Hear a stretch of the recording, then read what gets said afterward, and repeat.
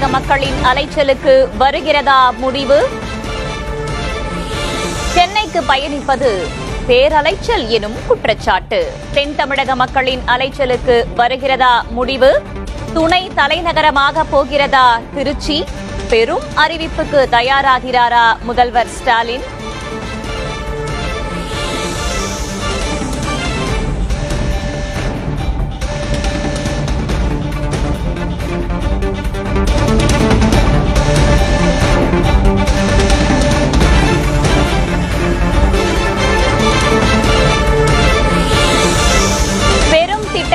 காய் நகர்த்துகிறாரா முதல்வர் ஸ்டாலின்? கூட்டாட்சி நிர்வாக பகிர்வுக்கு நல்ல நகர்வு திருச்சி.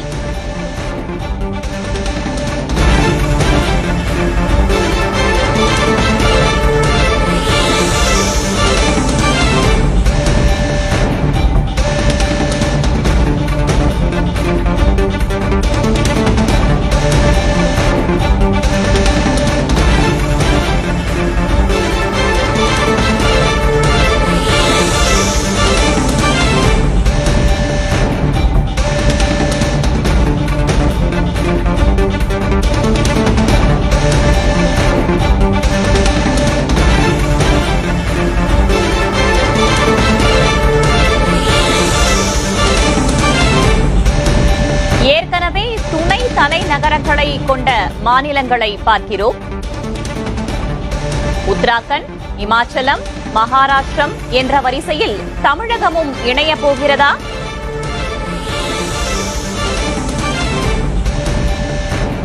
கூடுதல் தகவல்களை வழங்குவதற்காக செய்தியாளர் லெனின் இணைந்திருக்கிறார். லெனின், விரிவா சொல்லுங்க. தமிழகத்தினுடைய முதல் தலைநகரமாக திருச்சியை மாற்ற வேண்டும் என்ற நோக்கத்தோடு மறைந்த முன்னாள் முதல்வர் எம்ஜிஆர் ஒரு முயற்சி எடுத்தார். அந்த முயற்சியின் விளைவாக திருச்சியில நெல், கரும்பு, வாழை உள்ளிட்ட பயிர்கள் சாகுபடி ஆகிறது. இந்த சாகுபடி இல்லாத ஒரு வறண்ட நில பகுதியில் விண்வெளி நகரம் என்ற ஒரு நகரத்தை உருவாக்கினார். அது நவல்பட்டு ஊராட்சிக்கு உட்பட்ட அந்த பகுதியில அண்ணா நகர் என்கின்ற ஒரு சேட்டலைட் டவுனை உருவாக்கினார். அங்கு அகலமான சாலைகள், அங்கு வணிக வளாகங்கள், அதே போல முதல் முறையாக ஒரு தமிழ்நாடு முழுவதும் 12,000க்கும் மேற்பட்ட ஊராட்சிகள் இருக்கக்கூடிய தமிழகத்தில் முதல் முறையாக அகல பாதாளை சாக்கடை திட்டம் நடைமுறைப்படுத்தப்பட்ட ஒரு ஊராட்சியாக நவல்பட்டு ஊராட்சி என்பது இருக்கிறது. அப்படி முதல் தலைநகரமாக திருச்சி மாற்ற வேண்டும் என்ற முயற்சியை மறைந்த முன்னாள் முதல்வர் எம்.ஜி. ராமச்சந்திரன் முயற்சி எடுத்தார். அவருடைய மறைவுக்கு பிறகு அத்தகைய குரல் என்பது எழும்பாமல் அதோடு முற்றுப்பெற்று விட்டது.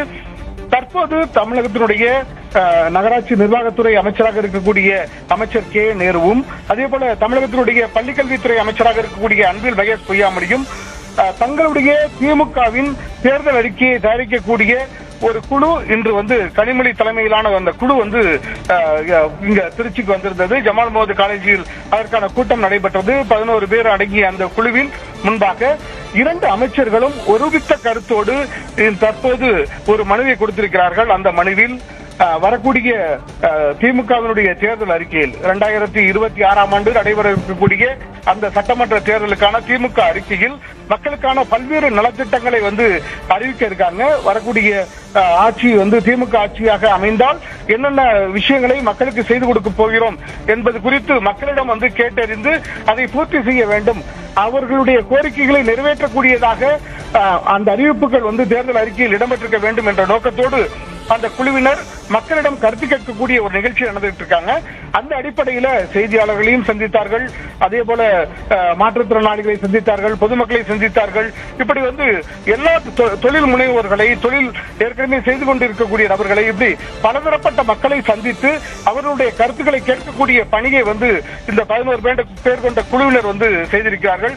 அவர்களுடைய கருத்துக்களை கேட்டிருந்து அரசு எந்த விஷயங்களை எல்லாம் அவர்களுக்கு செய்து கொடுக்க முடியும், மக்களுடைய நலனை பாதுகாப்பதற்கான ஒரு தேர்தல் அறிக்கையாக எதை உருவாக்குவது என்கின்ற முடிவை இறுதியாக அந்த குழுவினர் இன்றைய தமிழக முதல்வர் மு.க. ஸ்டாலின் அவர்களிடம், திமுகவினுடைய தலைவரிடம் அதை ஒப்படைக்க இருக்காங்க.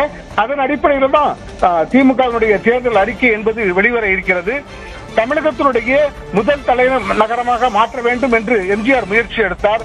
தற்போது அதற்கு வாய்ப்பில்லாத ஒரு சூழ்நிலையில் திருச்சி மாவட்டத்தைச் சேர்ந்த 2 அமைச்சர்களும் திருச்சியை 2வது தலைநகரமாக மாற்ற வேண்டும் என்ற நோக்கத்தோடு அந்த தேர்தல் அறிக்கையில் இடம்பெற வேண்டும் என்கின்ற அறிவிப்பை தமிழக முதல்வரும் எதிர்கட்சி ஆளுங்கட்சியினுடைய திமுகவினுடைய தலைவராகவும் இருக்கக்கூடிய மு.க. ஸ்டாலின் அவர்கள் வெளியிட வேண்டும் என்ற நோக்கத்தோடு அந்த மனுவை தற்போது கொடுத்திருக்காங்க.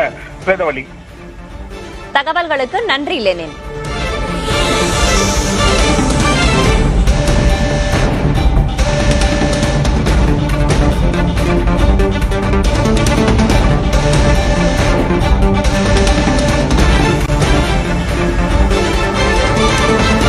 தமிழ்நாட்டின் 2வது தலைநகரமாகிறதா திருச்சி? முதல்வர் ஸ்டாலினின் மாஸ்டர் ஸ்ட்ரோக் திட்டமா? பெரும் அறிவிப்புக்கு தயாராகிறாரா முதல்வர் ஸ்டாலின்? துணை தலைநகரமாக போகிறதா திருச்சி?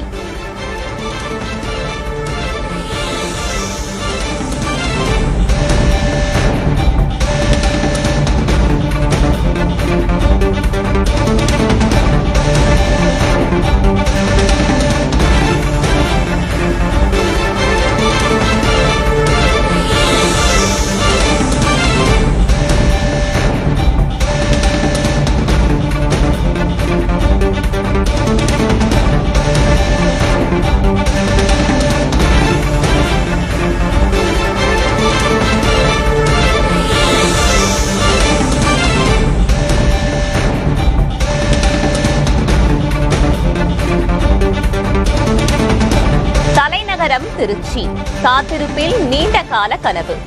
திருச்சியை தலைநகரமாக்க திட்டமிட்ட எம்ஜிஆர். துணை தலைநகரமாக போகிறதா திருச்சி?